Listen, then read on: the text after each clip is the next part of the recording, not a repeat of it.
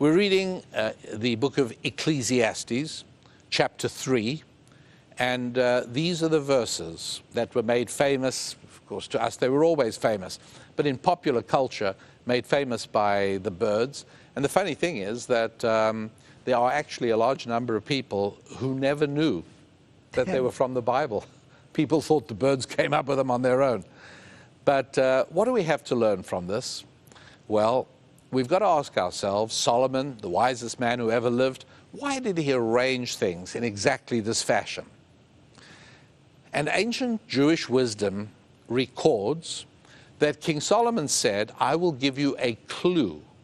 Later on in my book of Kohelet, it's called in Hebrew, Ecclesiastes, I will give you a clue as to the mystery of the time to dance and a time to weep.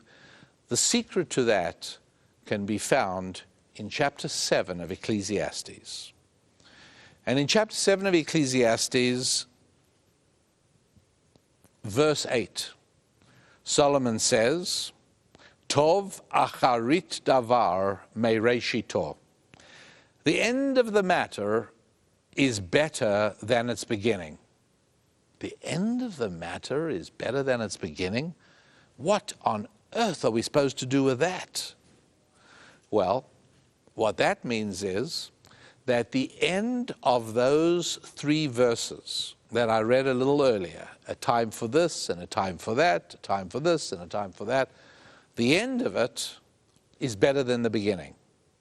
Meaning the final verse contains the clue that will help us understand the first part, the beginning. Let me walk you through it. Let's go and look at the end of that section again. Chapter 3, verse 1 is everything has its season. There's a time for everything under the sun, a time to be born, a time to die, and so on and so forth.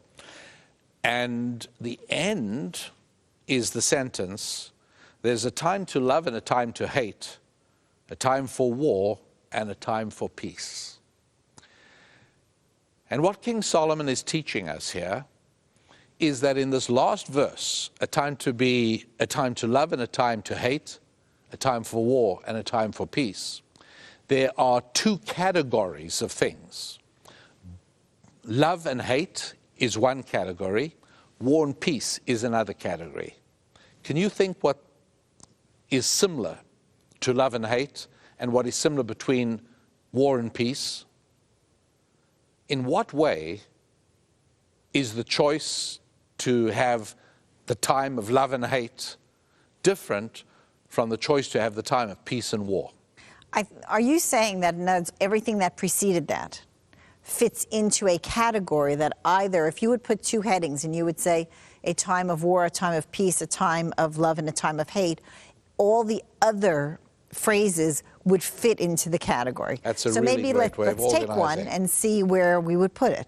So you have a time to be born and a time to die is one of the contrasts. Right. Is that more like a time to love and hate, or is it more like a time of war and peace?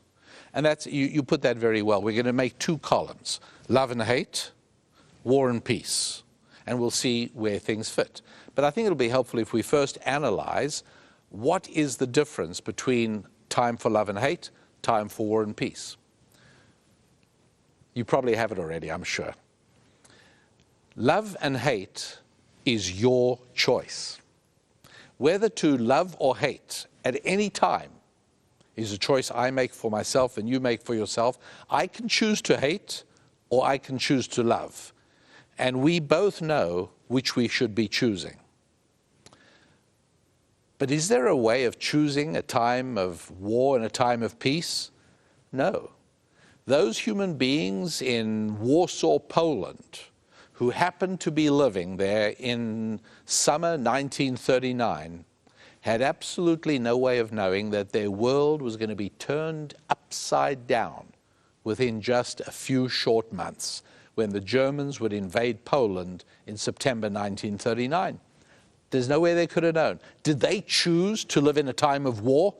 Of course not. Any more than children who were born in 1960 chose to live in a time of peace. It wasn't like that. And so the opening, chapter 3, verse 2 of Ecclesiastes is a time to be born and a time to die. Where does that go? It would have to go with love, with war and peace, because you don't get to pick that. Nobody chooses when to be born. Nobody chooses when to die. And you're not supposed to choose when to die. And we're certainly not supposed to choose that. when to die. Thank you for you're exactly right. That's worth pointing out. And so we realize that in his wisdom, King Solomon is telling us something far, far deeper than simply this pretty little poem that the birds made into a pretty little song.